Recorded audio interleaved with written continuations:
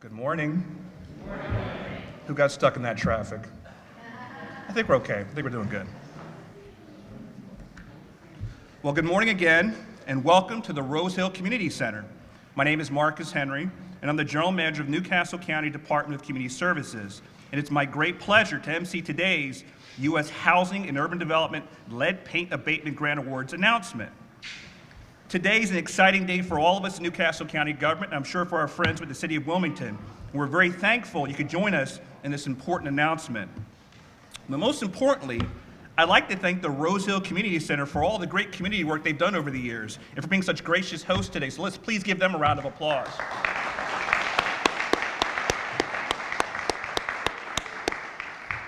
Okay, before we get started, I'd like to acknowledge our elected officials who are here with us today, starting with our Newcastle County Executive, Matthew Meyer.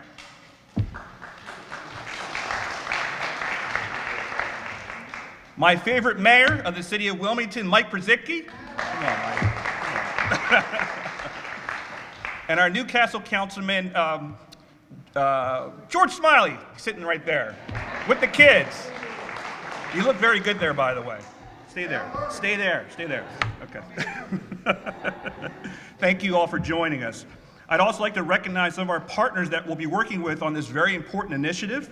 Mr. Bob Weir, Director from the City of Wilmington, Department of Real Estate and Housing. Bob, there he is. And I believe Bill Leitzinger of the Delaware Department of Health and Social Services. Thanks, Bill. And the star always for Newcastle County and all that we do, she hates when I do this, sorry. Ms. Carrie Casey from our Newcastle County Community Development and Housing Division. Hardest working woman in show business, actually. You are, that's true. Okay. I also want to thank some of our friends from HUD. Maria Bynum, good to see Maria. Thank you, Maria. And the luckiest man in the world, Nadab Bynum, right there. Okay, thank you. So just a little background about this grant. Newcastle County is being awarded $3 million through the U.S. Department of Housing and Urban Development to combat lead hazards, plus an additional $300,000 in Healthy Homes supplemental funding.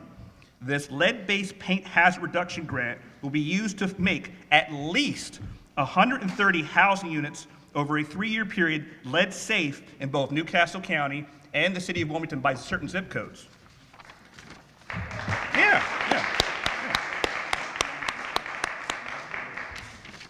The Healthy Homes supplemental funding will be used in those same units to help maintain safe, decent, and sanitary housing as a means of preventing disease and injury. These grant funds will greatly assist us in fulfilling a critical need in ensuring the health and well-being of some of our most vulnerable county and city residents, and that includes young children and expectant mothers. We are so very thankful to our friends at HUD in giving us this opportunity. So with that, it's now my pleasure to introduce our next speaker, who is really no stranger to Newcastle County, the City of Wilmington, or the state of Delaware. He's been here a number of times. Mr. Joe DeFelice is the Regional Administrator for the U.S. Department of Housing and Urban Development, Region 3, which includes Delaware, the District of Columbia, Maryland, Pennsylvania, Virginia, and West Virginia. In this role, he works with federal, state, and local partners to create strong, sustainable, inclusive communities and quality, affordable homes for all. He is responsible for the oversight of a $39 billion portfolio of programs and services with nearly 500 employees he manages. A Philadelphia native with deep roots in community development, he has strong ties to neighborhood revitalization in Northeast Philadelphia, where he was born and raised. He was also a Newcastle County resident while earning his law degree from Widener University School of Law in Wilmington, where he currently serves as an adjunct professor of American government. Please welcome HUD Regional Administrator, Mr. Joe DeFelice.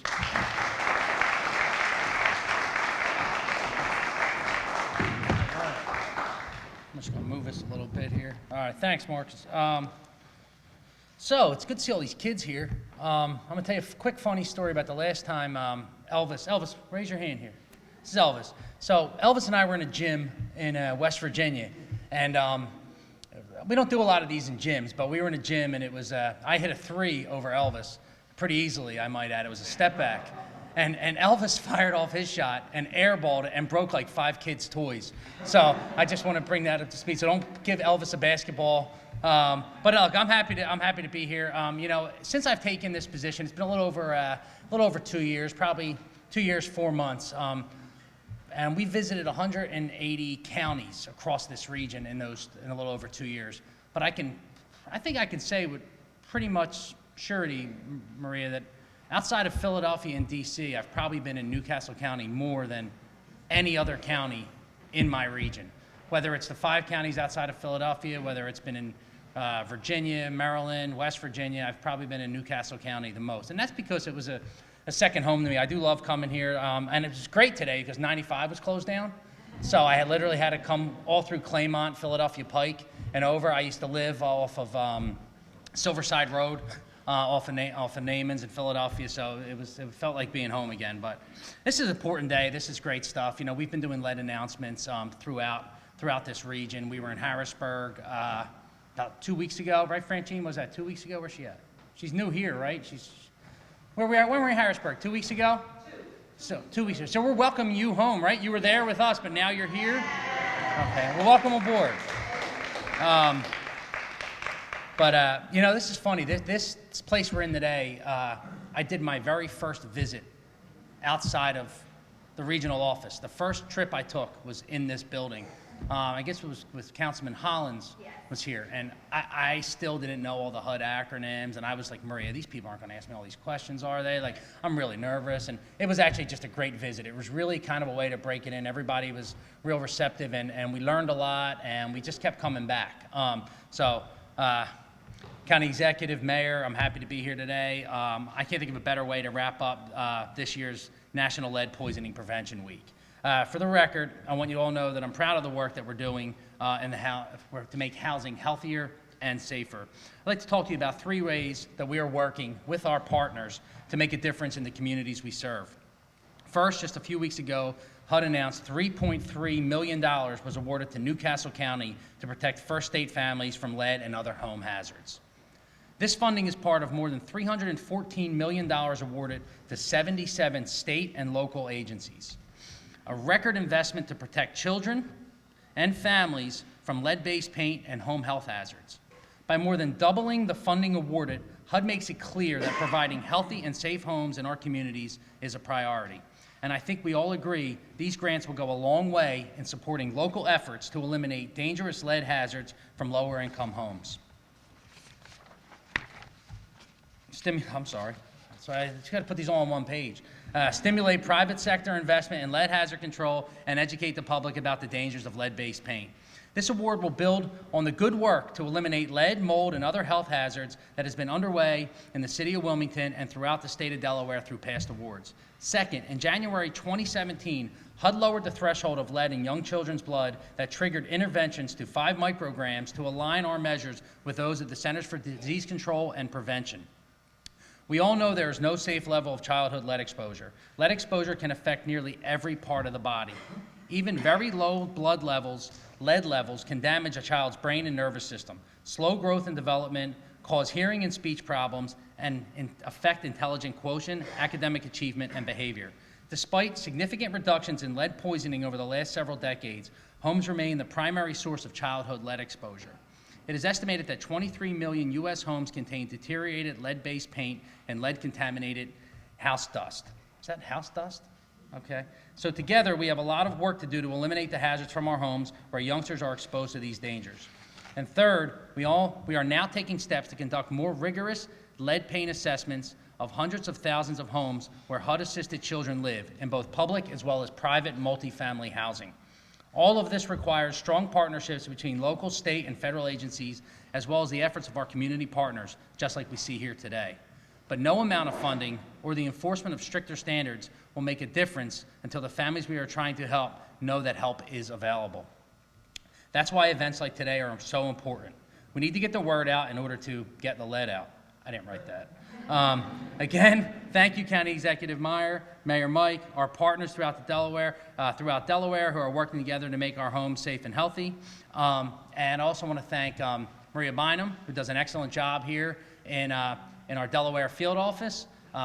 She has the best job in the world. She literally gets to travel the entire state, which conveniently you can do in like an hour and a half. And obviously her husband, Nadab Bynum, who's just been a great partner. We have so many people from Delaware that work in our office, right? Lisa Wolf, where's Lisa? Lisa's also a resident Delawarean. And our former regional administrator was a Delawarean. And the reason I know that is because she would routinely tell everybody she was from Delaware. But we're happy to be here today. We're actually in an opportunity zone. I've spoken to some developers in Philadelphia recently that are targeting or looking at Newcastle County for some multifamily development, not just in Wilmington, but also outside of Wilmington as well. I spoke to the mayor a little bit about that recently. So Secretary Carson, he always would say, before coming to HUD, many know that he was a brain surgeon. And the things he would talk about is he would keep kids an extra day or two at Johns Hopkins because he knew the types of homes he was sending them back to. And he felt that if he could keep them a day or two just to order more tests, and if it could save 2 more days from staying in the home that they were in. So now in his position, he realizes he has something that he can do about it, and that's why doubling the funding and increasing the amount of funding we're putting into these things really make a difference. So with that, I guess we got to do this big check presentation. So I'd ask gentlemen if you please come up, and where is this?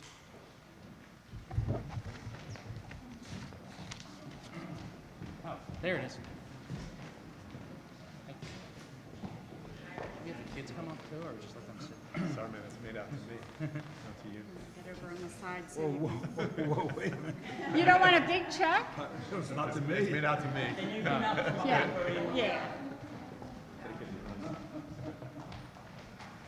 Come on, Maria. Maria, you go first. You take the first picture, Maria.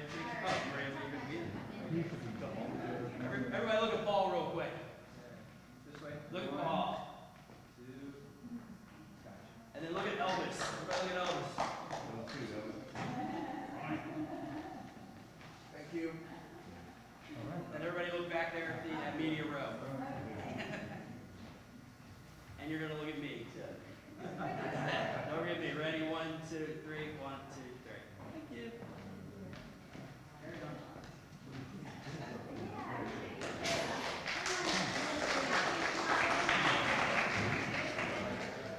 I don't even finally can get out.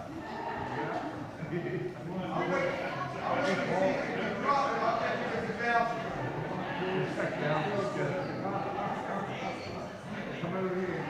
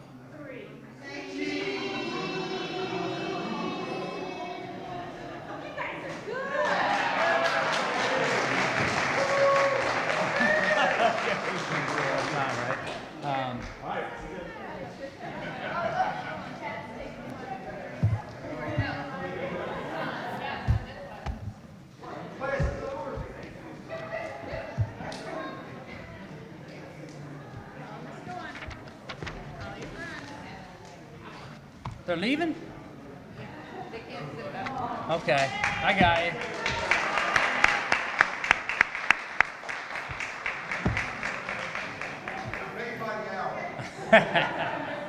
Well, congratulations, and Mr. Executive, I want to tell you, your new guy, Brian Cunningham, has been a pleasure to work with. We found out we have a mutual friend and another guy named Brian Cunningham, who I went to law school with, and I thought it was going to be that Brian Cunningham, but this Brian Cunningham is not disappointed, just to tell you that. So with that, Marcus, I guess I'm turning it back over to you.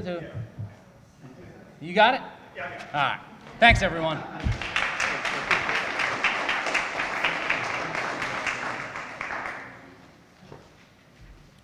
I'd also like to recognize Andy Dismore for Senator Coons' office, right?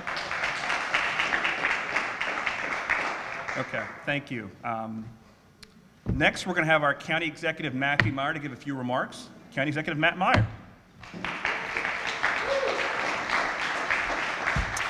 Hey, good morning, everyone. Good morning.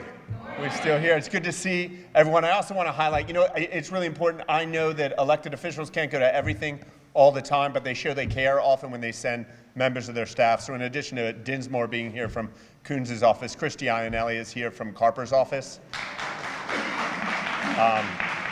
And also Mike Rodriguez from Councilman Tim Sheldon's office. Thanks for coming, Mike.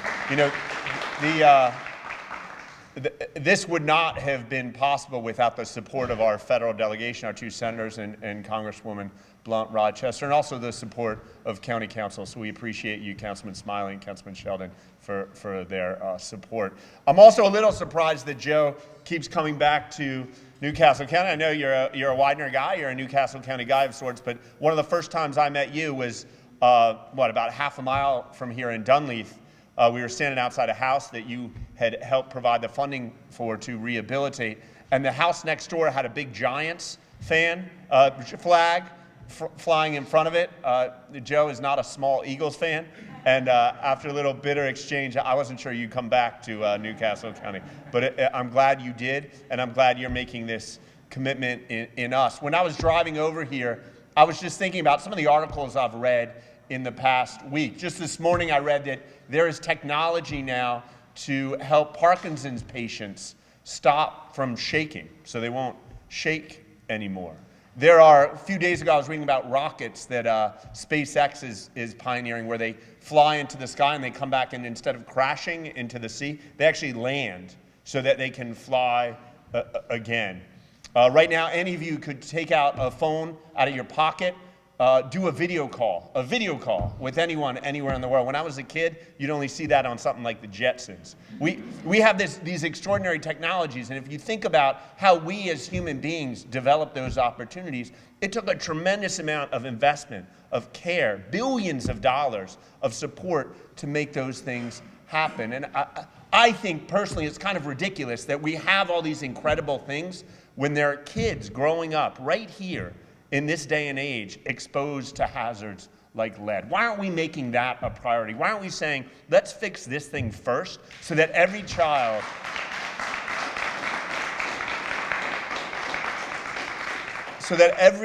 across our county, across our state, across HUD Region 3, and across the country can grow up in simple health and safety. I know this also as a math teacher, someone who taught 6th and 7th grade math before I ran for office. It didn't take long to see that the problems that so many of my kids were facing were problems that I was never trained to address as a math teacher. All sorts of issues from home, and one of the leading issues that I faced with kids in my class was all sorts of learning disabilities, and studies show that many of those learning disabilities come from lead in the home. So I really appreciate so many people being here today to partner to make this happen. I also want to credit someone who's not here, who couldn't make it today, and that is Yvonne Gordon. Yvonne Gordon came to Vanessa Phillips, my chief administrative officer, and said, you have to do this. We have to apply for this. We reached out to the city, and it was a no-brainer. We're very happy to be partnering with the city on this and other initiatives. Let me also add that Carrie Casey and Marcus do extraordinary work addressing affordable housing issues across our county. I think everybody in this room knows the tremendous heart and soul that they put into their work every single day, just to give a family a little bit of a leg up, a little bit of a better chance to make it in our community. So thank you so much for being here today. Joe and the HUD folks, the Bynums, of course, and Fran Sean, thank you for your investment in our community. We know that HUD and this lead abatement program has a history in Newcastle County and with the city of Wilmington. I know as a small business person that you talk about strategy and business and programs all the time, but getting anything done is 95% execution. It's just 5% strategy. So though we're holding the big press event today, really the hard work is in front of us, making sure that we use the most efficient ways to find those kids and those houses, those properties that really need lead abatement, and we do it efficiently and quickly. So thank you for your investment in us. I can tell you we're going to keep our eyes on this program every day to make sure we get it done right. Who are you pointing at? That's all? Okay. Yeah, I got that. Thank you. Without further ado, let me introduce our partner in this effort and so many other efforts, Mayor Mike.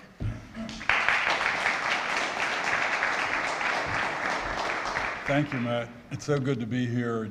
Joe, it's good to have you down here again.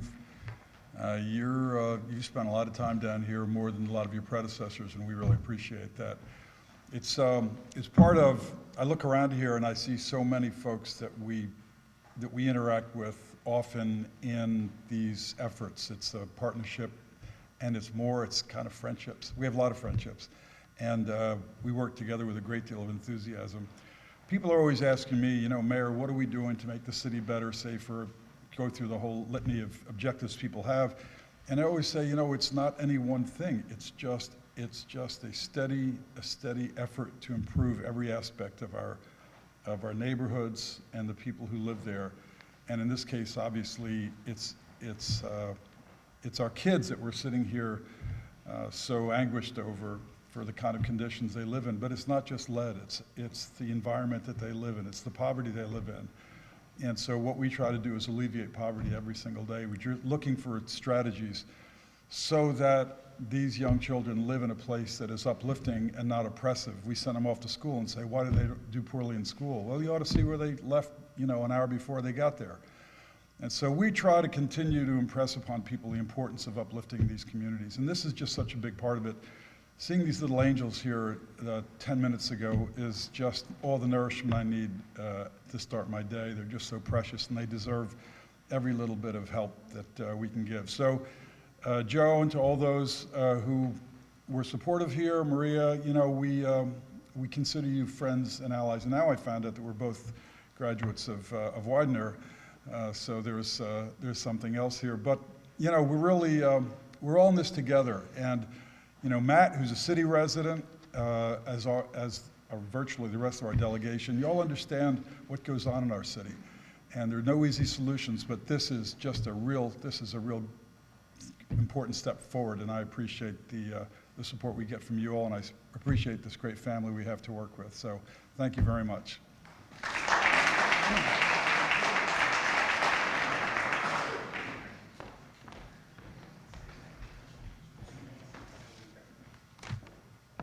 I'd like to ask, we have two members of our Newcastle County Housing Advisory Board here. Could you stand, please? I want to recognize you. Thank you for coming. Renee Squirrel and Christian Wallifer, thank you. Thanks for coming. I appreciate you taking time out of your busy schedule. So I think it's important that we kind of get a real-life story about the impact potentially this grant's going to have. So with us today, we're so fortunate to have Mr. Trevor Knight here with us, who's going to share a success story from the City of Wilmington's lead remediation grant program as a landlord who benefited from this program. Trevor had a long, distinguished career at the City of Wilmington for 20 years, working as a licensing inspection manager and engineer, and he'll share his perspective on going to homes with children with identified lead issues where there was no funding available to remediate. I want to thank Trevor for taking time out of his busy schedule to be with us today. Thank you, Trevor.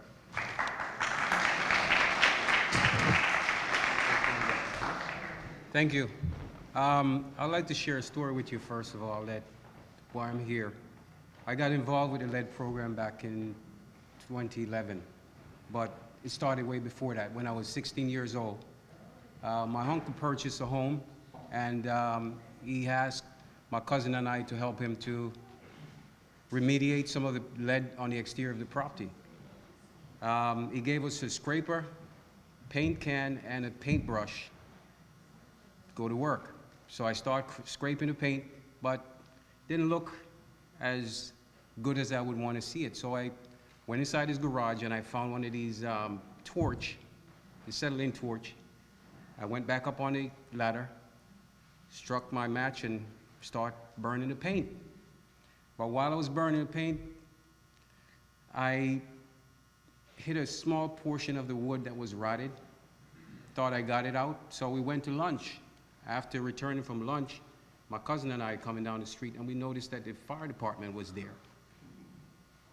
I thought maybe it was the neighbor's house that was on fire. To my surprise, it was the house that I was working on, and it was in the area that I was burning the paint. It was fortunate that City of Wilmington arrived when they did, because we lost a portion of the roof, My uncle actually said, well, you know, I gave you some instructions. I didn't give you a torch. I said, well, I thought I was going to help to make this thing look better than what just scraping the paint wasn't enough. The takeaway from that is that sometimes someone give you direction, and when you deviate from from the directions given without consulting with that person, you can create some problems. Moving forward, I spent 30 years in the Department of Licenses and Inspections, overseeing construction in the city of Wilmington. And as you know, most of the aging housing stock are located within the city limits. We spend a lot of time citing individuals who at times doesn't have the necessary funding to remediate. Remediation, though, is the program that you're rolling out is a good one, but if you don't have landlords willing to step forward, this program will never make it. We have to have those guys on board. I was thinking earlier, what can we do to actually encourage landlords to be a part? One of the challenges that I faced when I put my properties up to be remediated was my tenants had a feeling that once they move out of the property, chances are I'm not going to allow them to move back in. That's the challenge that you will face trying to get this program off the ground. Franchon and I worked closely back in 2011, and those were some of the challenges that I saw then, and I still believe you will face today. You have to have contractors who are good. Hopefully we have individuals that are trained within the community so they can be employed. But more importantly, we have to get landlords on board. I'm not sure if I have all the answers. Maybe we have a lot of smart people in this room that we can come up with ways that we can actually encourage people to be part of it. I think the takeaway, again, landlords can see where they benefit from the program because there will be no money out of pocket for them. It's a no-brainer. Everything is being absorbed by Newcastle County in terms of what you put in. So the contractor, the landlord should jump on board. But again, the tenants also will push back because they don't want to relocate. And it's only maybe a month at a time. But most of us here do not like to move. I remember after finishing college in Alabama, I was coming back and I had a few things in my apartment. I gave them away just so that I didn't have to relocate them here. So when you look at that, you're talking about asking someone to move to a property just for a month, 6 weeks, and they find that the world is coming to an end. So that we have to work on that, and maybe Franchon and some of the other people here could do something to assist. Thank you for having me. Appreciate it.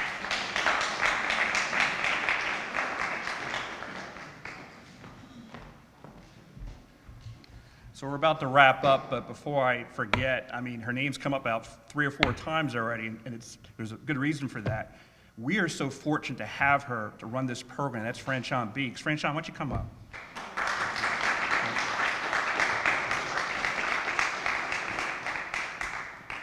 You did get your offer letter, right? I did. I just want to say thank you, everyone. I have been vested in lead abatement since 2011 when I started with the City of Wilmington, have since assisted the City of Harrisburg to have a successful program. I'm excited to be able to do this for Newcastle County and the City of Wilmington. As Trevor and everyone has mentioned, it's a strong process if you know what you're doing, and everybody benefits. It's a win-win for the tenants, it's a win-win for owners, it's a win-win for all the citizens of the city and the county. It's a win-win for the landlords and the contractors. And I promise you that we will be successful and you will see an impact in our county, in our city. So thank you so much for having me. I'm glad to be back home.